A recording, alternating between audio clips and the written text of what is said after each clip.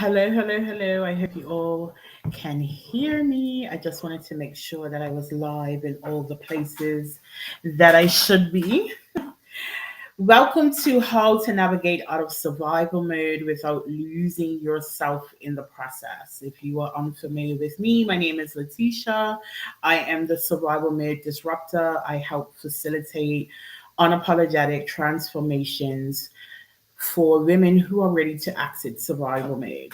And today, we're going to be digging into how to navigate out of survival mode. So, if you're here, it's because some part of you knows that something has to shift. You're tired of surviving, tired of overperforming, tired of clinging to chaos just to feel like you're doing something right. And maybe you're afraid that if you let go of who you've been, you'll lose yourself. I see you. I am you. And I promise you this. You don't lose yourself in healing, you find yourself. So let's get into it. So I want to start with the big question. What is survival mode? Let's break this all the way down because survival mode has become a trendy term, but most people still don't know what the hell it actually means. We hear it in passing. I'm just in survival mode right now. It's been a crazy week, girl. I'm back in survival mode. Sis, I'm tired, like some survival only tired. But survival mode isn't just being busy. It's not just exhaustion. It's not even just burnout. Survival mode is your body's emergency setting. It's the operation system you shift into when your nervous system believes that you're not safe. So let's get science backed for a second.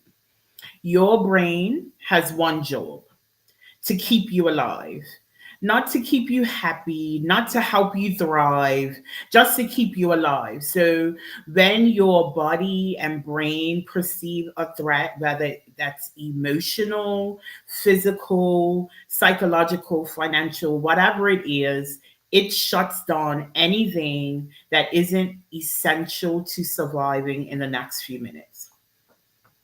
And that is survival mode. And the truth is that threat doesn't have to be life threatening. It just has to be a feeling of unpredictability, unsafeness, or being out of control. Your nervous system doesn't know the difference between a bear chasing you, your boss gaslighting you, a toxic parent guilt tripping you, or a childhood full of unmet needs. Your body reacts the same. It prepares for fight, flight, freeze, or fawn, whatever is your way to safety. And you don't have to live in survival mode anymore. The more, well, because the longer you live in it, the more it becomes your normal. Your system adapts. You stop noticing the signs. You start calling it ambition, hustle, responsibility, or quote unquote just life. But it's not just life. It's just coping. It's just you trying to survive in a world that's not trained you, that has trained you to abandon yourself. What survival mode looks like in everyday life. Do you want me to hold up a mirror to some of you all right now? Because survival mode doesn't always look like panic attacks or screaming matches. Sometimes it's quiet. Sometimes it's high functioning. Sometimes it looks successful as how. But behind the scenes, you're drowning. So let's go through a few of the symptoms of survival mode that we often overlook. You may stay busy 24/7 because slowing down triggers guilt or anxiety, or maybe you don't ever ask for help because help feels like a setup for disappointment. You feel unsafe resting. Every time you try, you start spiraling. You accept toxic behaviors and relationships because you're taught not to expect more. You've learned to overachieve to prove your worth, even when no one's asking you to. You people please like it's your job. I know that was me because conflict wasn't safe growing up. You struggle with good things, joy, intimacy, love, because they all feel unfamiliar. You've built a life that looks like thriving, but inside, you're just trying to survive another day. You want to hear this. You're not lazy. You're not weak. You're not even broken. You are dysregulated. You are emotionally exhausted. You are in a body that has been fighting to keep you alive for too long. Survival mode often starts as protection, but then it becomes a prison. At first, it helps. It keeps you alert, it keeps you sharp, it keeps you productive, it numbs the pain, gives you focus, gets things done. But over time, you forget how to turn it off. It becomes your identity. You start to believe that struggle is noble, that burnout is purpose, suffering means you're doing everything right. You have to be strong all the time, and you don't get to fall apart. Survival mode doesn't change your schedule, it reprograms your senses of worth, your sense of worth. And before you know it, you're terrified of ease. You're suspicious of peace. You think rest is laziness. You think soft is weak. You mistake calm for danger. That's how deep it runs. If peace felt unsafe, it's not because it's wrong. It's because your body hasn't learned to trust it. Your trauma taught you to stay ready. And when you've lived long enough with your fist up, even love starts to look like a threat. But I'm not saying all of this to scare you. You're not stuck. You're not too far gone. You're not too used to the chaos to change. What you are is conditioned, and everything that was learned can be unlearned. But first, you got to be honest about what's really happening in your body, your mind, and your life. And that is why we're here tonight, because survival mode is not who you are, it's who you had to become. So now let's talk about the real reason it's so damn hard to leave behind. So we're gonna go into why it's hard to leave survival mode. We've defined survival mode and how it shows up. So now it's time to talk about why it's so hard to leave it. Because most women don't stay in survival mode because they want to. They stay because survival mode becomes home. The brain doesn't choose what's best, it chooses what's familiar. Your nervous system is not wired for happiness, it's wired for protection. So even if you say you want peace and ease and rest, even intimacy, if those things aren't familiar to you, your body will reject them. So you will start to see yourself sabotaging healthy relationships. You will downplay opportunities that come your way. You will procrastinate when things feel stable. And the big question is why? Well, because somewhere deep down inside, your nervous system equates calm to danger. If all you've ever known is the storm, then silence feels like a setup. This is why we keep choosing struggle even when we know better, because the pain is predictable. And when your life has been built around managing chaos, peace feels like a threat. I've often talked about on my podcast how I got so used to being in chaotic relationships or even abusive relationships because at least three of my major relationships were abusive in some way. That when I entered into healthy relationships, I was like, oh my God, this is boring. Like, where's the excitement? I had gotten so used to being love bombs. I didn't know how to deal with a naturally evolving relationship. I got so used to having to defend myself that I didn't know how to not over explain myself when given an answer. And that was what my survival made it look like for a long time.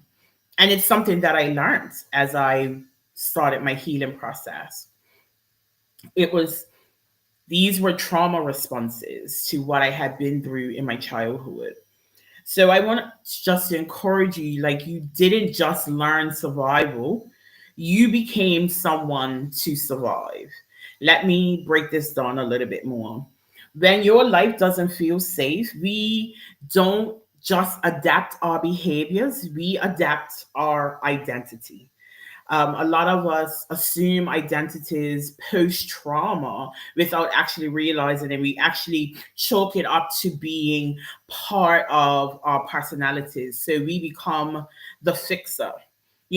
Before I solve my own problems, I would solve everyone else's problems so that maybe I won't be abandoned. The overachiever, because I learned my worth was earned through performance, through school, and through the way that my parents dealt with me growing up. I did more than I needed to in every element of my life because I thought that my worth could only be proven through performance. The people pleaser.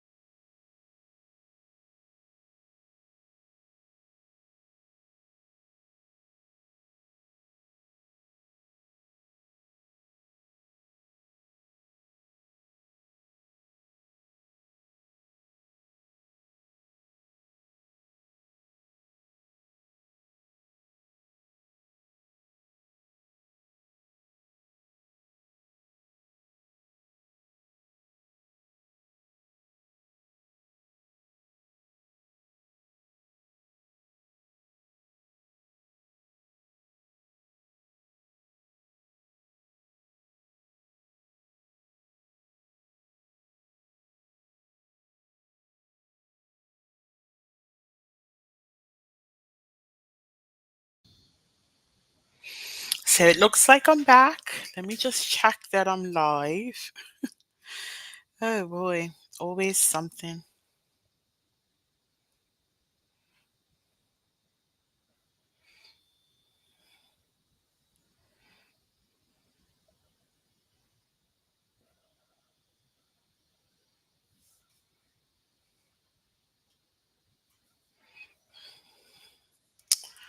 Oh my goodness. Okay, so it looks like we're back live. So I'm going to back up a bit because I don't know where we left off, but we're going to break down who you had to come in order to survive. When life doesn't feel safe, we don't just adapt our behaviors, we adapt our identity. We become the fixer because if I solve everyone else's problems, maybe I won't be abandoned. We become the overachiever because my worth must be earned through performance. We become the people pleaser because conflict was never safe. So we learn to avoid it at all costs. We become the strong one because vulnerability is why I got hurt in the first place, right? And that version of you, she's impressive, she's efficient, she's high functioning, but she's also lonely, numb, and silently crumbling because no one sees the weight that she's carrying. And she doesn't know how to put it down without losing everything that she's built. The version of you who survived trauma is not the same version of you who will lead you into healing. But letting her go, oh my gosh, that feels like death. Why? Because she got you here. She kept you alive. She handled the chaos. She stayed when everyone else left. And for a lot of us, that version of ourselves is the only one that ever got applause, right? Like, that's the one that was cold strong. That's the one that everyone depended on. That was the one who made everyone around her comfortable while she was abandoning herself. That's what makes leaving survival mode so confusing because it means walking away from the identity that made you feel safe and significant. But here's the cost of staying the woman who's in survival mode. You don't rest unless your body shuts down.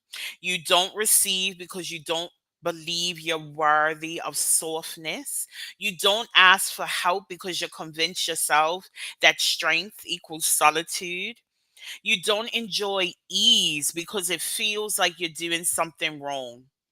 We've built a personality around our pain, and now we're afraid to let it go, even though we know it is hurting us. And I want you to sit with that.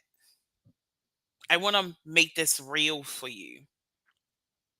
So, if you have time, if you have the space to, I want you to grab a notebook. I don't know, maybe open up your notes app or drop your thoughts in the chat if you feel comfortable enough sharing. I will, you know, work through the ones that are shared. I want you to do a little inner inventory. I want you to ask yourself, who did I become to survive? What are the traits that help me feel safe but are now keeping me stuck? What am I afraid will happen if I stop performing strength? So, again, who did I have to become to survive? What are the traits that help me feel safe, but now I feel stuck? And what am I afraid will happen if I stop performing strength? Give yourself some time to think about that, and I want you to write it down. Even if you don't do that, write down the questions and get back to it. I think it will be really helpful as we walk through the rest of this live to be able to reflect on these questions. So now let's flip it. I want you to ask, what would healing actually require me to release? What would healing actually require me to release? Am I willing to disappoint the world in order to come back to myself? And these are two really deep questions, right? Oftentimes we don't recognize how deep our conditioning is. I talk about it a lot on the podcast. We are conditioned to keep everyone around us comfortable while we self abandon. So, are we willing to get to a place where we are disappointing the world in order to come back to ourselves, in order to find ourselves and operate in our authenticity? This is why people heal for a while, then relapse into old cycles, because they're doing the surface work, not the identity work. And like, I could speak from experience. I did the surface work for many, many years. And it wasn't until I was able to uncover my identities and get rid of them, that I was able to move forward. We often set goals from a place of trauma. We chase healing while clinging to the version of ourselves that only knows survival. And I'll tell you this: you can't step into your healed life while you're dragging your survival self with you. It's kind of like that song, Erica Badu, "Beg lady, you gonna hurt your back, dragging all those bags like that." Often we're carrying so much baggage of trauma, of unhealed or unresolved emotions. And that's what's keeping us, that's what's slowing us down, that's what's keeping us stuck, right? We have to be willing to grieve the woman that we became in order to survive. We have to be willing to thank her for everything that she did to keep us alive. And then you need to say, I love you, but I don't need you to drive anymore. You don't leave survival mode by changing your schedule. You leave by changing your identity. And that change, it won't be instant, but it can be intentional. In next, I'm going to show you why trying to do this alone keeps you stuck in the same cycle and what kind of support actually disrupts it. Okay. So let's keep it all the way real. You've read the books, you've journaled your heart out, you've whispered affirmations in the mirror. Maybe you've even done a little bit of therapy, some breath work, some maybe going to a retreat here and there.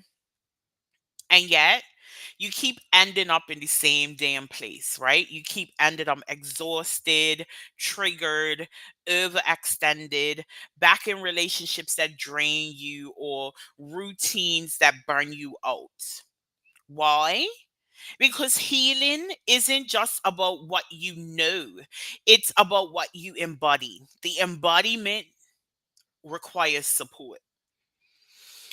So, I want to say this loud for the high achieving woman that's watching this. You cannot think your way out of survival. You can understand your trauma. You can even be able to explain your triggers. You can recite your attachment styles like it's a damn textbook. But your nervous system doesn't speak logic. It speaks sensation, it speaks memory, it speaks repetition. So while your mind says, "Oh, I deserve peace right now," your body says, "You've never survived peace before. Abort that mission." Go back to what you know. So you override rest, you overcommit, you settle for less, you ghost your own boundaries because your body is still trying to protect you. And that's the hard truth. The version of you that was trained to survive was not trained to receive. That version was taught to hide pain, to be hyper independent, to avoid vulnerability, to fear softness, to expect disappointment. So you were wired to do things alone. You cannot rewire that alone. Your survival mode trained you to do it all alone, and most of us operate from a space that I'm this siloed individual that just needs to figure it out because guess what? Nobody will understand. So let's go even deeper. Most of us in survival mode were taught, don't you dare air your dirty laundry. Stay strong for everybody else. If you fall apart, who's gonna hold it all together? Don't trust anybody. People will let you down. So what did we do? We isolate, we shut down, we smile through the pain, we say we're fine, we say we got it, even when we're breaking. Because for asking for help feels unsafe. It feels like weakness. It feels like exposure. It feels like betrayal waiting to happen. And that's something that we're often conditioned to believe. But I want you to hear me. Healing in isolation is not healing, it's just performance. I talk about this on the podcast as well. Oftentimes we think because we're removed ourselves from our triggers, we've healed beyond it. But if you are not being triggered and able to work beyond your trigger, you're not healing. You're just masking or avoiding, which a lot of us do in this cycle of survival mode. You might look like you've moved on, but if you still flinch when love gets too close, you still sabotage when things feel too good, if you still shrink to make others comfortable, you are still in survival mode. You're you heal in a safe, regulated community, and a lot of us avoid community and healing because we don't want to be judged, right? You think you don't need any community. You don't just need any community. You need a trauma informed space that gets it, where you don't have to explain why you flinch when someone raises their voice, where no one side eyed you for crying randomly, where you are not told to just get over it or choose happiness. And oftentimes we can't choose happiness because we haven't been taught how. You need people who understand the language of your triggers, the grief of letting go of your old self, the rage that boils up when you stop numbing, the guilt of choosing yourself for the first time. You really need to be witnessed because survival taught you to disappear. Healing teaches you to take up space. And that's one of the reasons why I created the Survival Mode Exodus membership. I built this space because I lived this cycle. I know what it's like to be the strong one, the dependable one, the one that knows all the answers and carries all the weight and still cries alone at night because nobody really sees her. I created the Survival Mode Exodus membership as a space for women who are finally done surviving. It's for the woman who wants to rewire their nervous system, wants to reclaim their truth, wants to redefine their success on their own terms and learn how to receive love without guilt and stop performing strength just to be safe. It's not some fluffy, light a candle and journey your way through kind of space. This is deep work, disruptive work, unapologetic transformation. And each month we focus on a core theme that walks us through my 6 steps process to exiting survival mode. We do live coachings. I provide you with monthly journal prompts, nervous system regulation tools, and real conversations that crack you open in the best way. And most of all, you do it in community. You don't have to carry all of this alone anymore. Are meant you weren't meant to. So I want you to answer this honestly. What would change in your life if you had a space where you didn't have to be the strong one, where your healing didn't feel crazy, where your softness was celebrated, where you were reminded that you're not too much, and you're not too broken to be whole again.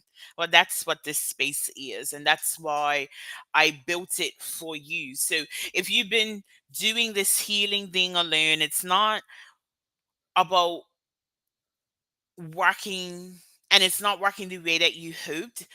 That doesn't mean you're doing it wrong. It means that you're doing it without safety, and safety is step one. You don't have to keep saving yourself. You're allowed to be supported. You're allowed to be seen. You're allowed to heal without doing it alone. So, this is your invitation. We are healing out loud. We are disrupting survival. We are building new identities rooted in ease and truth and softness. So, if you are ready, I want to invite you to come join us inside that membership. There's a QR code on the screen. Um, so by now, you're probably asking, okay, Letitia, I get it. I'm in survival mode. I see the patterns. I understand why I've been stuck. What the hell do I do now? So let me tell you something. I wish somebody had told me years ago. You don't heal by doing more, you heal by doing different. You spent years overworking, over giving, over functioning, trying to prove your worth. And that's the survival mode exit membership is where we stop that cycle for good.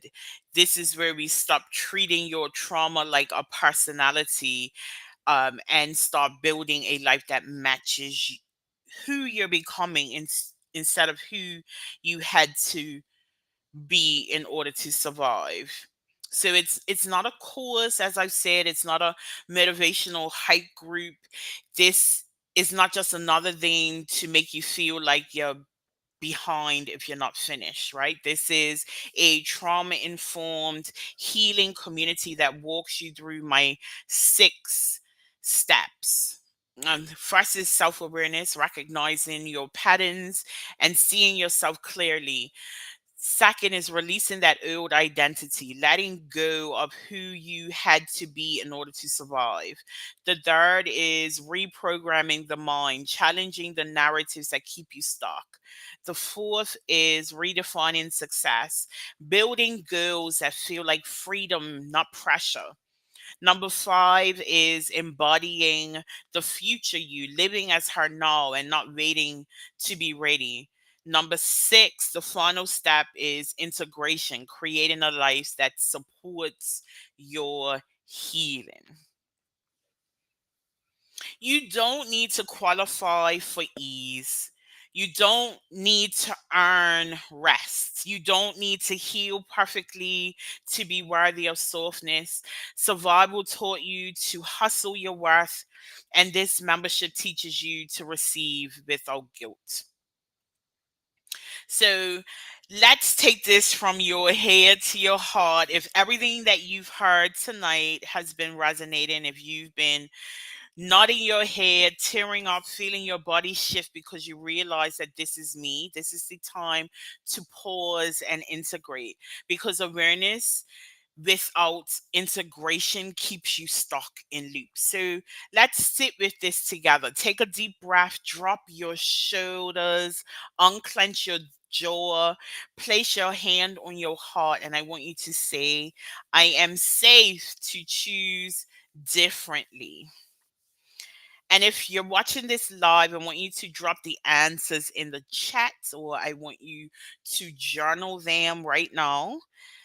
What is the one survival pattern I now recognize that I've normalized? Who did I become to protect myself? And who do I want to become now? What does peace feel like in my body? Do I trust it? What am I ready to stop tolerating? What's one small act of softness or safety that I can choose today? I'm going to go over them one more time just in case you didn't catch them. I want you to write them down, and I really want you to spend some time thinking about this. What is one survival pattern I now recognize that I normalized? Who did I become to protect myself, and who do I want to become now? What does peace feel like in my body? Do I trust it? What am I ready to stop tolerating? What is one small act of softness or safety that I can choose today? And I want you to let yourself write freely. There are no wrong answers. This is how we start to interrupt that cycle.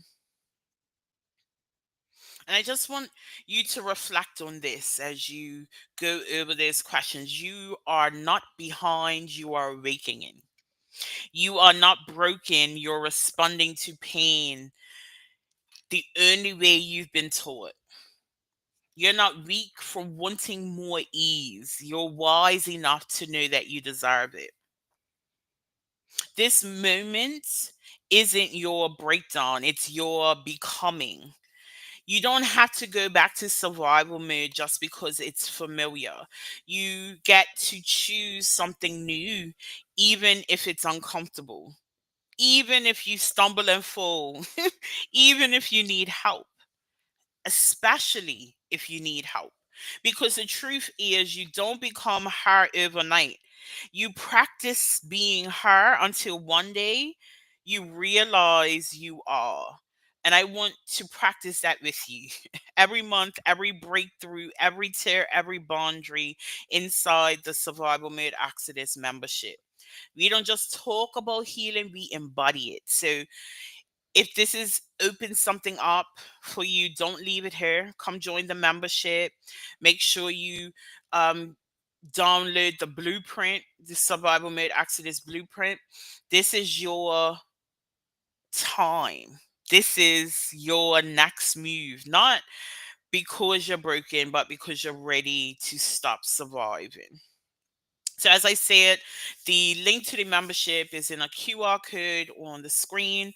I will put the link in the comments once I wrap up the live. And I also put the survival mode exit blueprint there as well for you to download for free. And most importantly, I want to just keep showing up for you. So I've decided that Sundays will be a day that I go live. If I have time throughout the week, maybe on a Wednesday I'll go live as well. But I really want to hone in on the fact that you did not come this far to stay stuck. You came here to rise. So let's disrupt that cycle. Let's reclaim your life and let's thrive on your own terms. So thank you so much for joining this live. As I said, this will be something that I will be doing weekly moving forward. And I just want to remind you that, the membership is open to high achieving women who are ready to exit survival mode. If you are not quite there yet and you are not in disrupting survival mode, the Facebook group, go ahead and come and join us. And let's just make sure that we're disrupting survival mode as best we can. Have a good night, and I will talk to you soon.